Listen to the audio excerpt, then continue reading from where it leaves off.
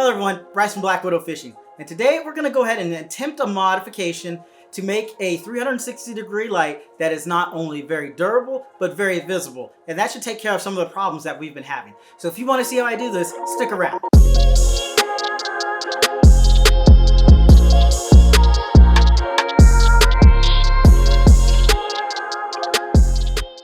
I, like many other kayak anglers, have used the Yak Attack VisiCarbon Pro 2 or any other form of that 360-degree white light. Now, the 360-degree white light is very important, especially if you're a tournament angler, because you're required to have that light on anytime it is dark or before safe light, which is the time at which the sun comes up. And without that, you can't launch your kayak and you can't partake in the tournaments that start before the sun is up. So it's very important to have a light that is very bright and durable so you don't get run over by another kayak or another boat. The basic problem that arises when you use the Yak Attack VisiCarbon 2 light is that it's built on a tent pole. And while that's great for a tent, it's not necessarily good for a kayak light that could be subjected to a little bit of rough treatment from the equipment you have on your kayak or from the elements such as trees or other things that you might run into.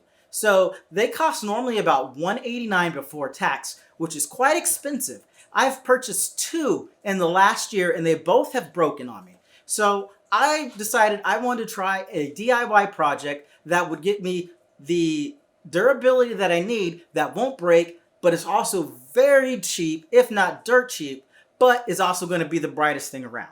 Now, I haven't attempted this yet, so this will be my first go at it, but I'm pretty positive and pretty confident that the light that I'm going to build will not only be super strong, where I don't have to worry about it bending or breaking, but it's also probably going to be the brightest 360 light around. So I'm going to go ahead and tell you what you need to accomplish this. And I'm only using parts and pieces of material that I have lying around my shop. A lot of these things I would expect most people who have a shop or like to tinker would have. So there shouldn't be anything that you have to go out and buy to do this. And the total estimate that I'm guessing right now for this project to be done is probably about $5, which I think is a great amount of money, especially if you already have the lights. If you don't have lights, then you might have to factor those into your cost, but you can pick up a strip of LED lights from Amazon for $15, and it has a controller as well, so you don't even have to worry about putting on a switch. So the things that we're going to use is our wire strippers, which we always use, our wire cutters. We have a battery that's in the back that I installed in another video.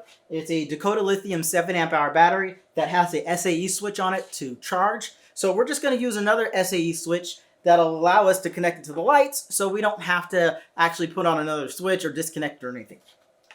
Then we have our flag that came off of our other one, our Yak Attack Carbon Pro. Then I have just a regular 2-inch PVC pipe.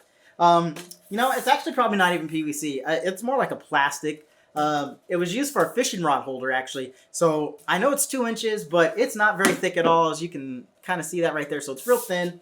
So this was free, since I had purchased it at some other point, I guess. We're going to need some waterproof end connectors. Our lights come with a remote control, so we can control everything from our seat.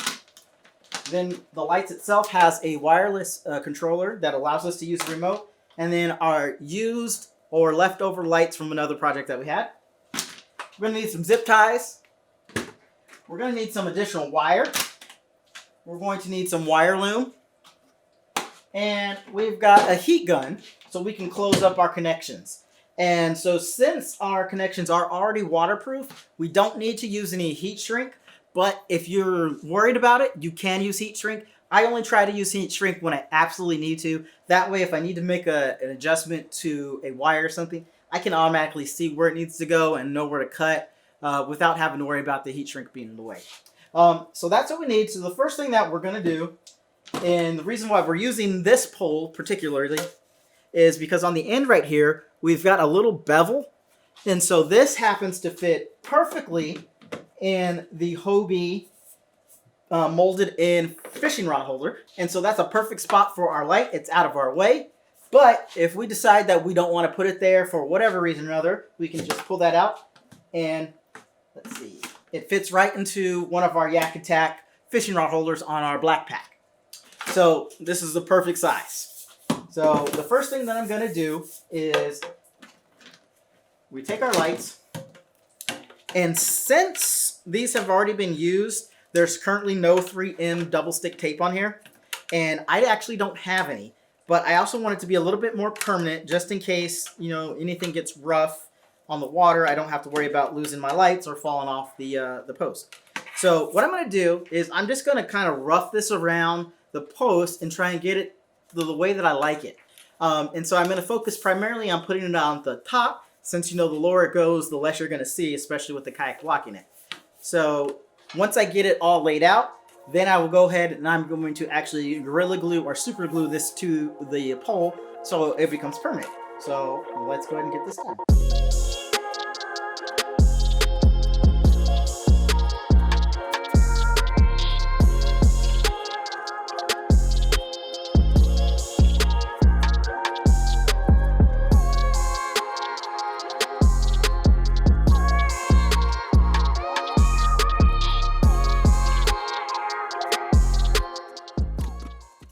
Okay, so now we have it all at the very top of the light, or at the top of the pole. And I've actually had another thought why I do this. This is kind of the process that I take as I think about things a little bit. So to make this thing a little bit more secure, so I don't have to worry about the wiring, I'm actually going to switch the side around, because this is the side where we would connect it to the wire down here. I'm actually going to put it up top, and then I'm going to run the wiring through the pole. I'll drill a little hole through the bottom and then let it stick out. That way most of our wire is already protected. So I think that's how we'll do it.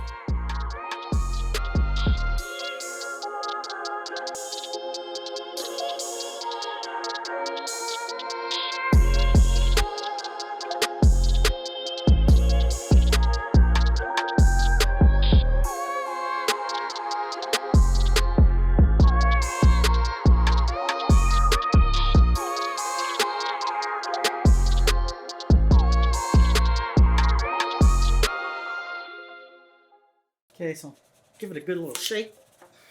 It doesn't appear that it's going to come off, but if it does, we know that we can just buy some more 3M double stick tape and just redo this whole light part. So I'm not too concerned with it, so it should work out. So the next thing that we're going to do is we're going to take our controller here. So we'll need to wire this up. So it's basically going to come from here and then go down to this tube. So we want to make sure we have enough wire. So what I'm going to do is just run enough wire to cover this whole tube, and that will give us a little bit of the extra that we need for a little bit of slack. Just simply come here. And then that's where we'll cut it.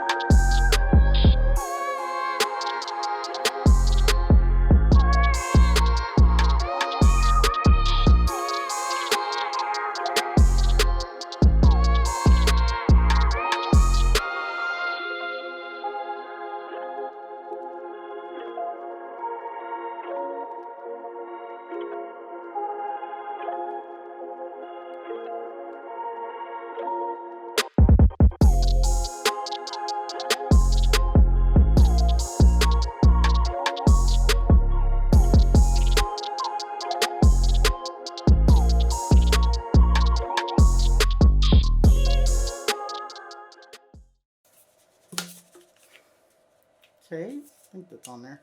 We probably will, more likely than not, have to get some double stick tape to do this whole thing. But for now, it's working. So we'll put that there. So we'll test this one again before we go ahead and run everything wire-wise.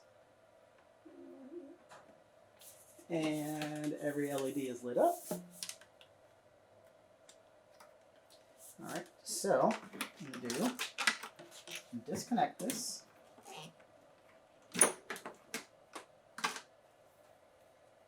I'm going to run this in. Look it up here. Damage to it. And we'll run this down through here. Actually, before we run anything, let's actually close up our connections with our heat gun.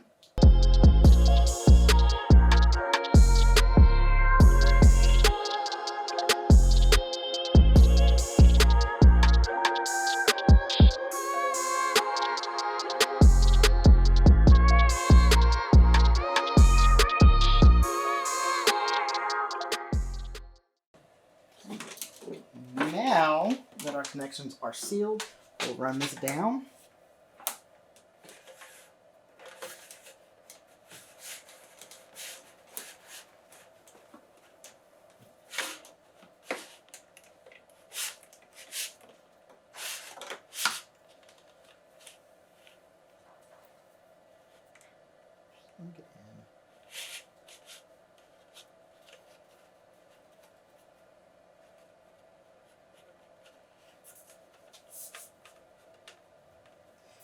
So basically, I want to mark a spot. I need to see how far down this needs to go. And then I'll mark where it'll come out at of the tube.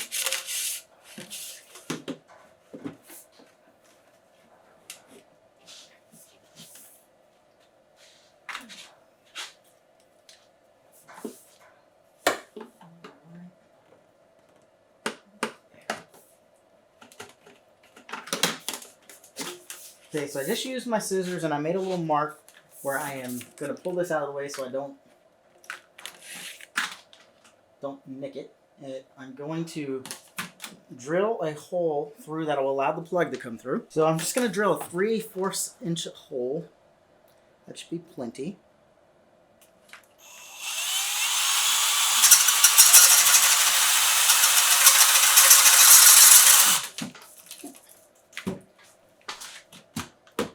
So now that we have our hole drilled, put this back through.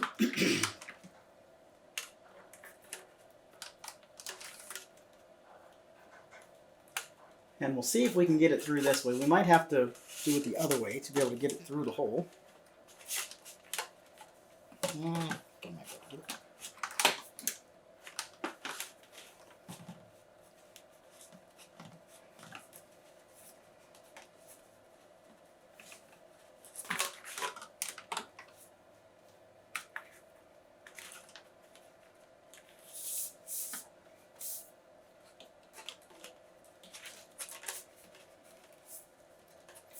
Okay, so this turned out to be a little bit more time consuming than I want, so we'll just go the opposite direction. Just put it in this way.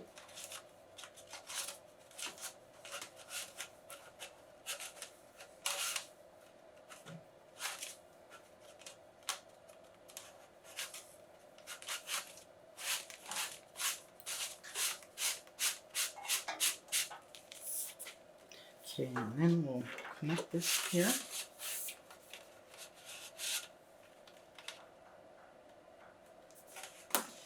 Now we'll stick this into the hole where it goes. And so basically, we're going to this there.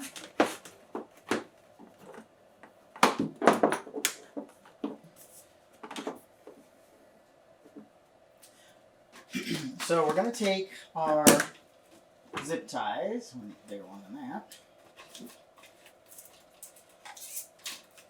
Because we know that this gives us enough space, I'm actually just going to zip tie it here to kind of secure this particular point onto the tube, so no additional line comes out of the bottom.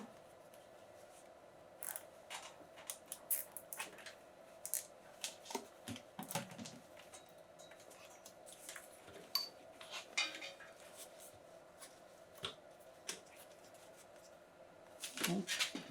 Snip this here.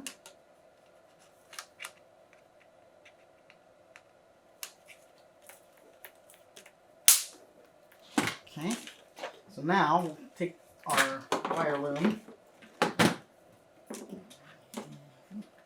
It's almost about the right size. We have additional.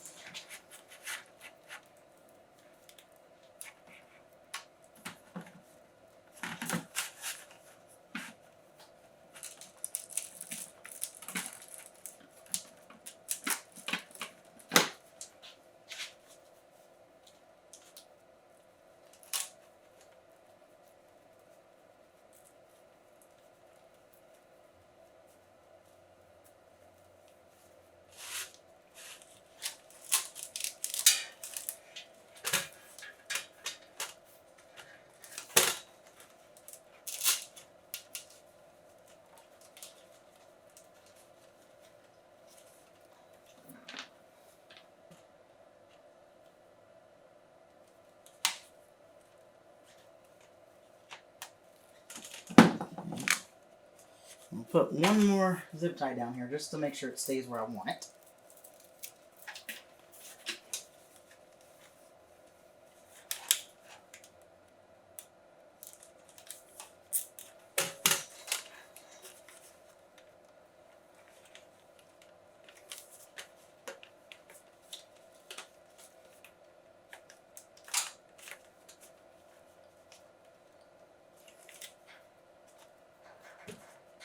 Okay.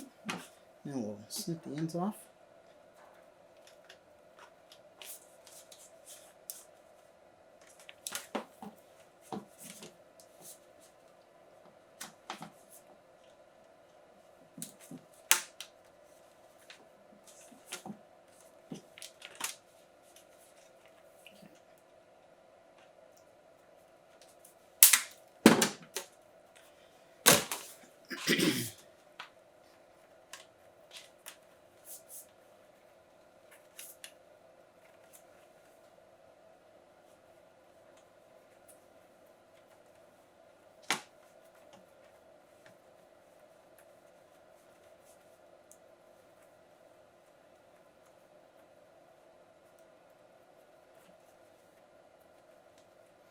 Okay, now we'll put the zip tie up here to kind of keep our controller from moving around.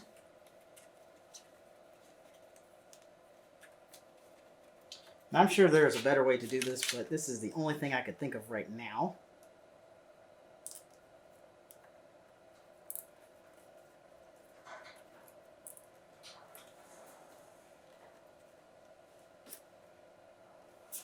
I'll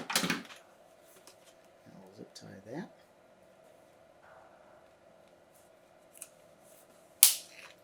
Okay. So then we'll stick it in here to the bottom.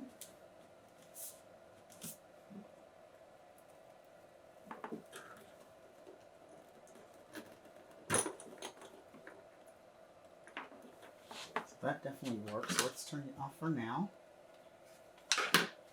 Okay, the next thing I want to do is we want to get our flag on here. I probably should have put that on. We might hold off on the flag. Let's see if we put it down lower. We're going to hold off on the flag. I don't think I can find a good spot for it right now. But now it's time to see. We're going to go ahead and turn off all the lights in here, and then we're going to see how bright this thing is. Okay, so right now the only light that is on is my studio or recording light.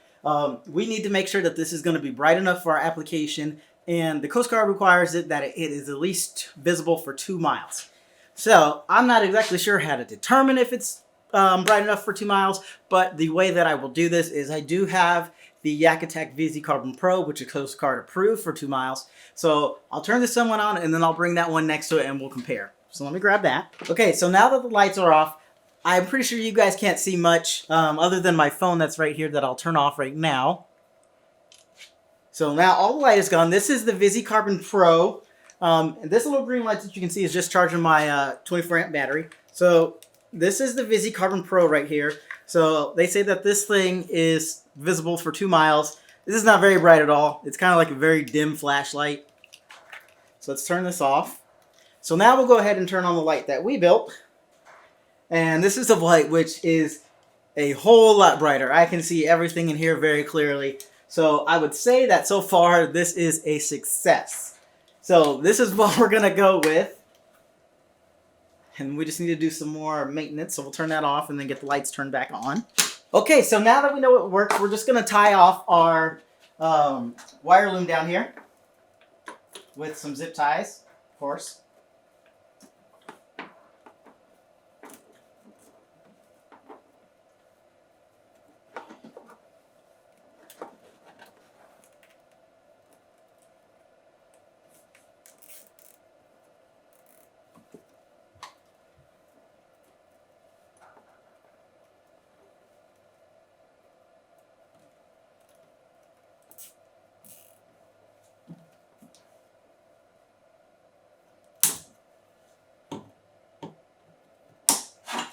So as you can see, that completes our light build. It is super bright. So I'm going to give this a try probably at our first tournament, which will be in January. So hopefully it'll work because I won't have another backup light.